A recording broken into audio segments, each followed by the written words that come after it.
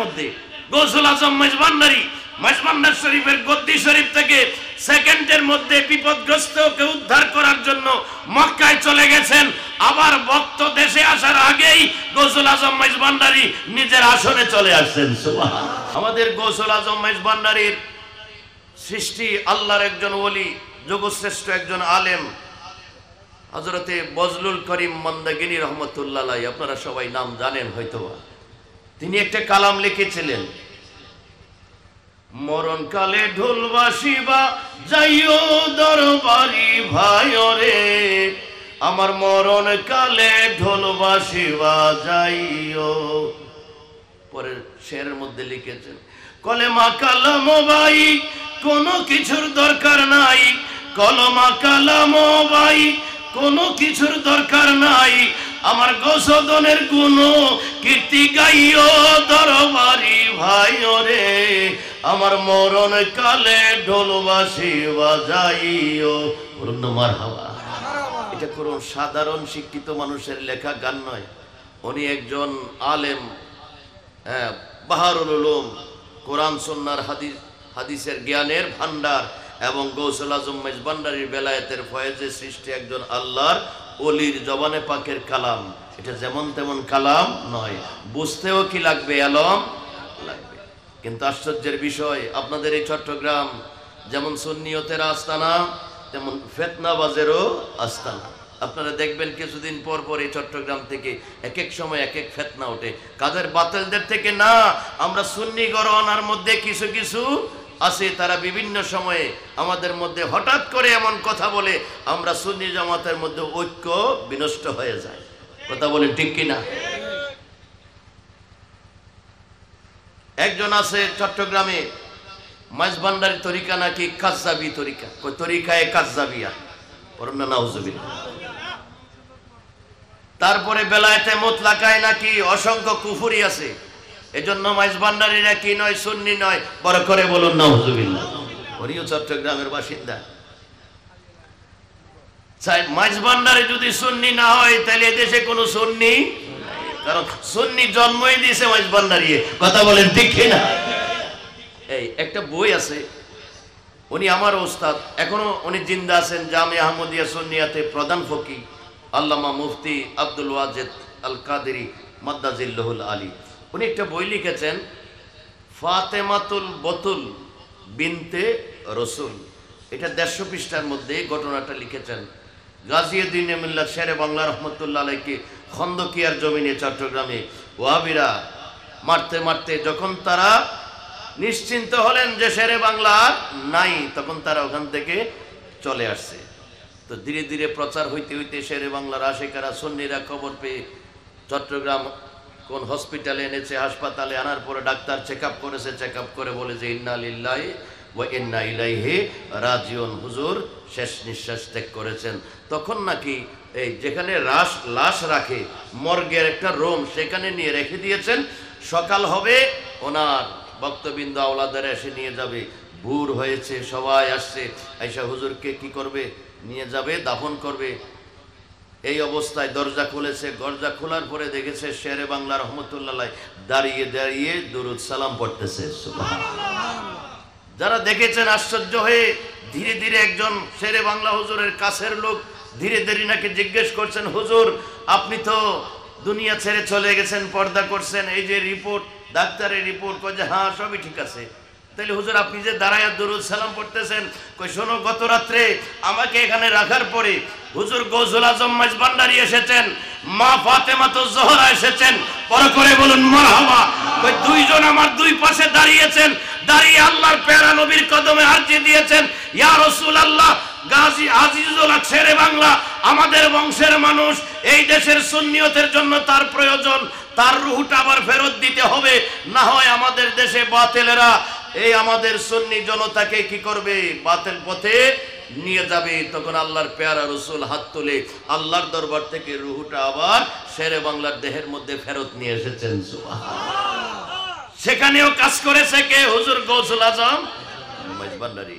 এটা আমাদের জামিয়ার কিতাবে লেখা, মেজবান্ডারি কিতাবে লেখা না, জামিয়ার হুজুর লিখেছেন, আমাদের উস্তাদ আল্লামা মুফতি আব্দুল ওয়াজেদ মাদ্দাজিল্লাহুল আলী।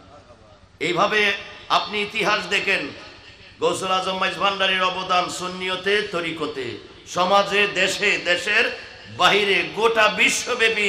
যিনি গৌসুল আজম লক্ষ্য পায়, যিনি গৌসুল আজম হয়, উনি গ্রামের জন্য হয় না, সারা পৃথিবীর জন্য হয়। কথা বলেন ঠিক কিনা? এজন্য গৌসুল আজম মাইজ ভান্ডারীর প্রভাব কোথায় পড়ে? সৌদি আরবে পড়ে। বলুন না সুবহানাল্লাহ। কাগজপত্র হারিয়ে ফেলছে, হজে গেছে, খাওয়া দাওয়া করতে করতে টাকা পয়সাও শেষ, খাবে কি, দেশে আসবে কি, পেরেশানিতে ঘুরতেছে। হঠাৎ করে দেখে হুজুর গৌসুল আজম মাইজ ভান্ডারী কাবা শরীফের চত্বরে হারম শরীফের মধ্যে নামাজে দাঁড়িয়েছে। সুবহানাল্লাহ।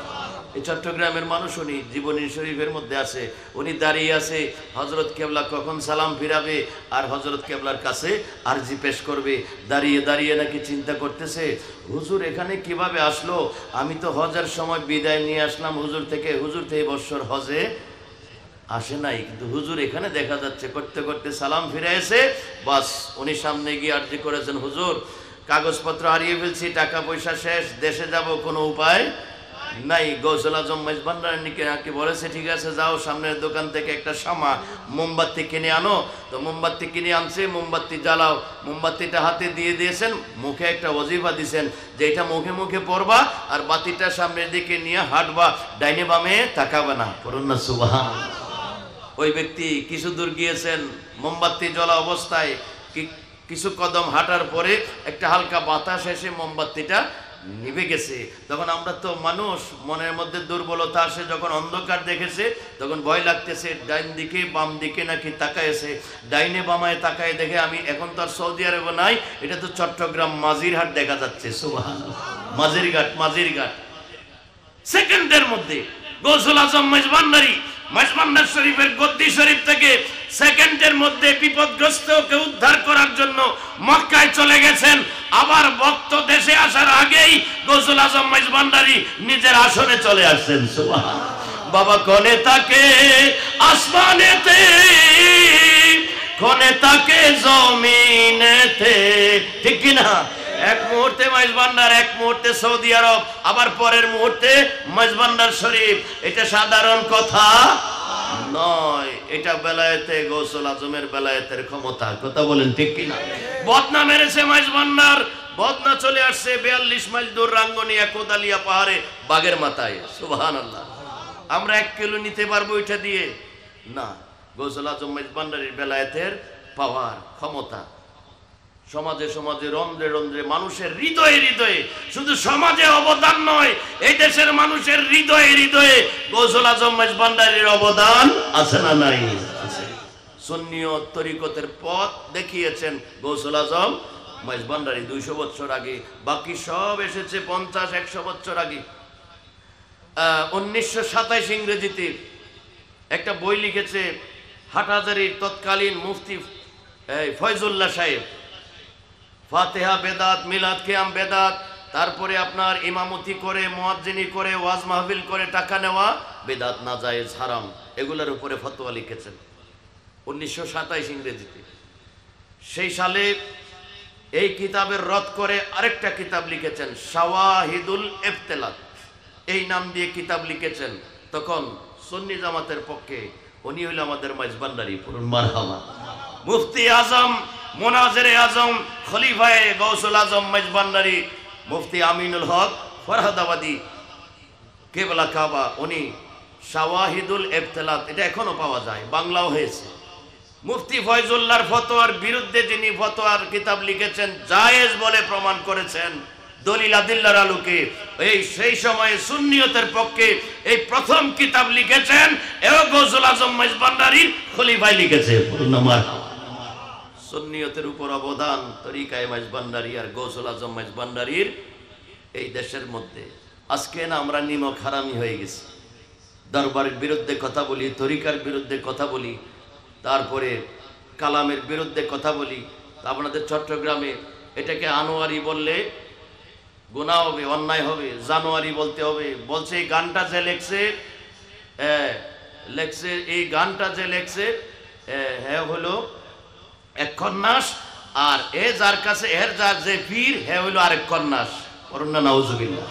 তো গৌসুল আজম মাইজ ভান্ডারীর খলিফা মুরিদ হলো এই গানটা তিনি লিখেছেন, মরণকালে ডোলবাসী বাজাইও, কলেমা কালামো ভাই কোনো কিছুর দরকার নাই, গৌসদনের গুণকীর্তি গাইও।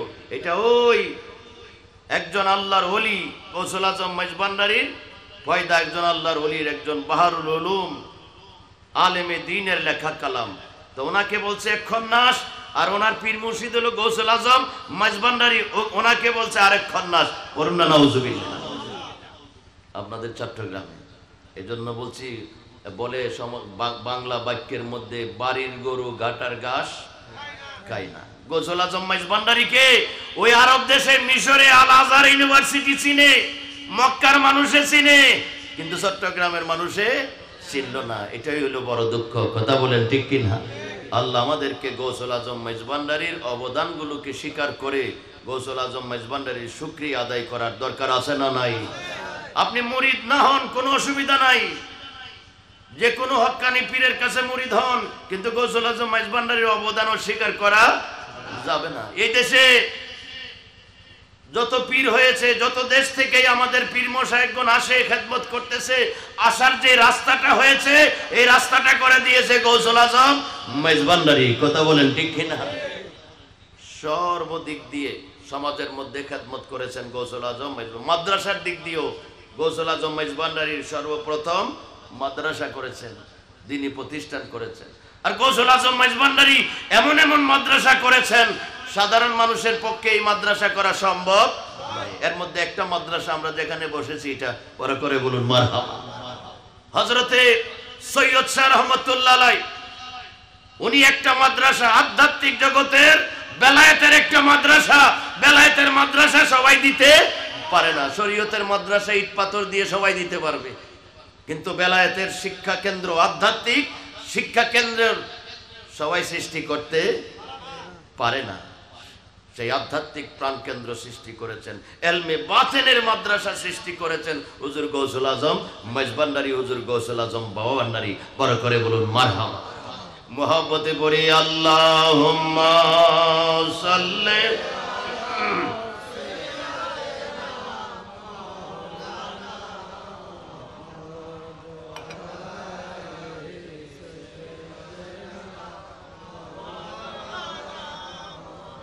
আল্লাহ তুমি দয়া করো, নসিব করো মদিনা,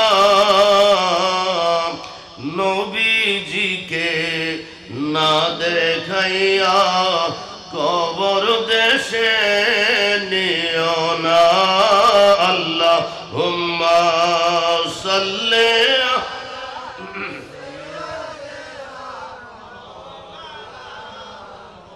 ওয়ালা আলি সাইয়্যিদিনা। আরশের নিচে সিজদায় পড়ে কান্দেন নবী, জারি জার মাফ করে দাও ওগো আল্লাহ, উম্মত আমার গুনাহগার। আল্লাহুম্মা সাল্লি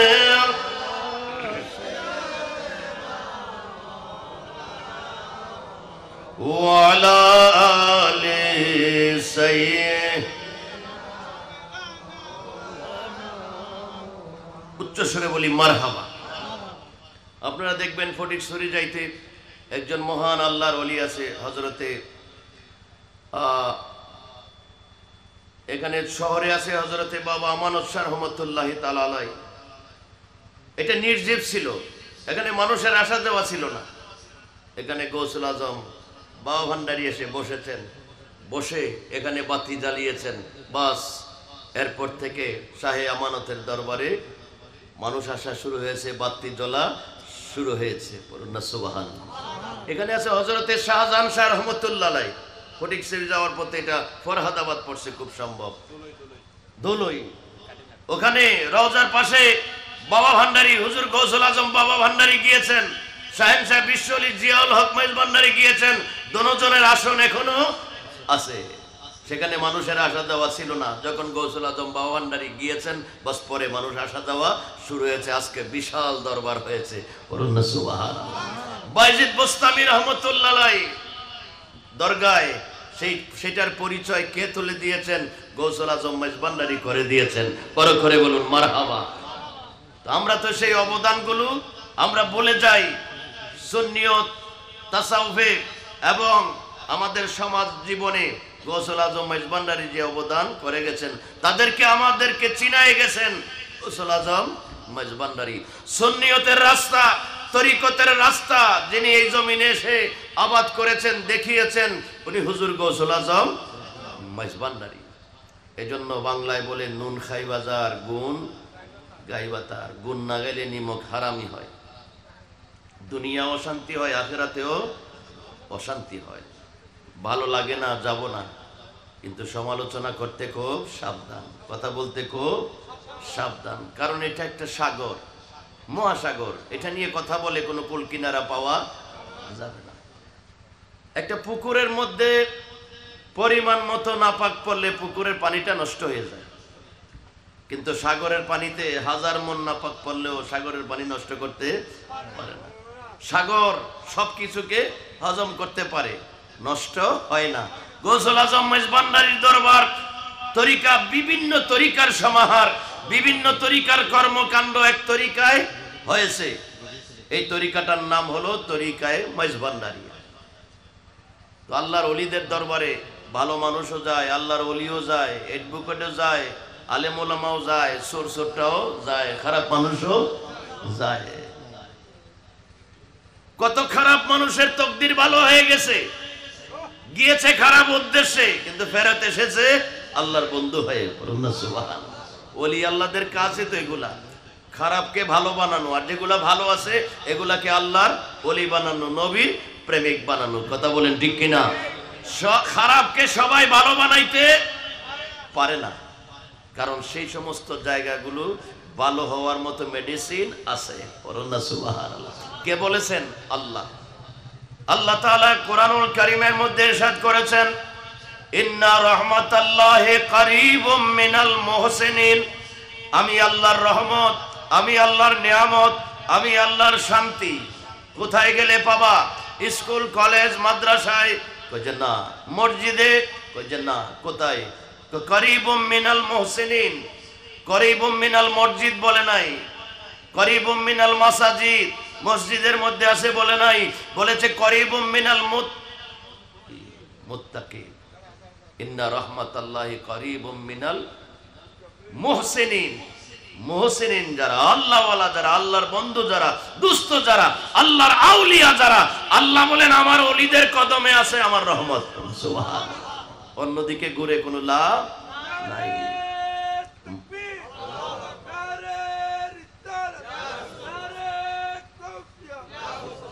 মারহাবা, মারহাবা, উচ্চ স্বরে বলি মারহাবা। তাহলে ইন্না রাহমাতাল্লাহি করিবুম মিনাল মুহসিনিন। কেন আল্লাহ মসজিদের কথা বলে নাই? মসজিদের কথা বলার দরকার ছিল যে আল্লাহর রহমত মসজিদে পাওয়া যাবে, তোমরা মসজিদে যাবা। কোরআনের প্রথম পাতায় আল্লাহ বলেছেন, সিরাতাল্লাযিনা আনআমতা আলাইহিম। আমার নিয়ামত প্রাপ্ত বান্দাদের পথ হলো আমি আল্লাহর পথ। আল্লাহ, আপনি তো বলার দরকার ছিল সিরাতাল কোরআন, কোরআনের পথ হলো আমি আল্লাহর পথ। আপনি তো বলার দরকার ছিল সিরাতুস সালাত, নামাজের পথ হলো আমি আল্লাহর পথ। এগুলা বলে নাই, বলছে যে আমার নিয়ামত প্রাপ্ত কিছু বান্দা আছে, এই বান্দাদের পথ হইলো আমি আল্লাহর পথ। সুবহানাল্লাহ। আল্লাহ বারবার বান্দা দেখায়, আর মোল্লায় বারবার মসজিদ দেখায়। মোল্লায় বারবার মসজিদে ডাকে, আর আল্লাহ বারবার আল্লাহর ওলিদের কাছে ডাকতেছে। তো আমরা আল্লাহর ওলি ছেড়ে মসজিদে যাচ্ছি, গিয়ে কি হইতেছি? জঙ্গিবাদ, উগ্রবাদ হইতেছি। কথা বলেন ঠিক কিনা? এত বড় বড় দাড়ি, এত বড় বড় টুপি, ওই ময়মনসিংহ ডিস্ট্রিক্টের মুর্শিদপুর দরবারের গরু চুরি করছিল কি অ্যাডভোকেটে, ইঞ্জিনিয়ারে? না, হুজুরে চুরি করছে। হুজুর এত বড় বড় দাড়ি, মাথায় টুপি। যারা আল্লাহর ওলির ঘরে যায় না, মসজিদে যায় বেশি। কোথায় যায় বেশি? নামাজ পড়তে পড়তে কপালে এরকম কালো সাক্কা, কিন্তু চুরির অভ্যাস ছাড়তে পারে নাই। কিয়ামতের লক্ষণ, হুজুররা গরু চুরি করে, কিয়ামতের লক্ষণ। পাতিল চুরি করে, দরবারের ডেকসি চুরি করে, গাছ কাটে, মসজিদের ভিতরে আগুন জ্বালায়, কোরআনে আগুন জ্বালায়, জায়নামাজ আগুন দিয়ে জ্বালায় ফেলে, তারা কখনো আলেম হইতে পারে না, তারা মুমিন হতে পারে না। তারা মুমিনের বেশ ধরেছে, দাড়ি টুপির বেশ ধরেছে, ভিতরে তাদের মুনাফিকি। কথা বলেন ঠিক কিনা?